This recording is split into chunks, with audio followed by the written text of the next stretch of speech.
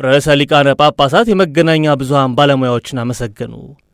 ይህ ጉዞ እንዲሳካ የበኩላቸውን አስተዋጽኦ ላደረጉት ሁሉ ምስጋናዬን ላደርስ እወዳለሁ። ይህም መልእክቴ ለቱርክና ለሊባኖስ ጋዜጠኞችና የመገናኛ ብዙሃን ባለሙያዎች ይድረስ በማለት ርዕሰ ሊቃነ ጳጳሳት የዚህን ጉዞ ዋና ዓላማ ለዓለም በማድረስ ረገድ መንፈሳዊና ሙያዊ ኃላፊነታቸውን ለተወጡት የተግባቦት ባለሙያዎችም ምስጋናቸውን አድርሰዋል።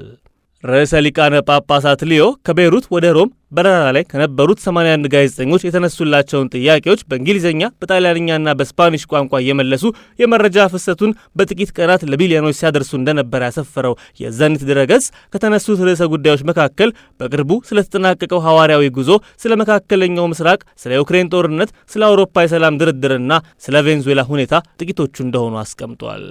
ከበርካታ ጥያቄና መልሶች በኋላም የርዕሰ ሊቃነ ጳጳሳቱ ማሳረጊያ ሐሳብ በዓለም ላይ ትክክለኛ አንድነትን፣ መግባባትን፣ መከባበርን ለማምጣትና ጥላቻን ወደ ጎን ለመተው የምንሰራበት ዕድል አለ። ይሄ ደግሞ ለክርስቲያኖች ብቻ የሚተው ኃላፊነት አይደለም የሚል ነው።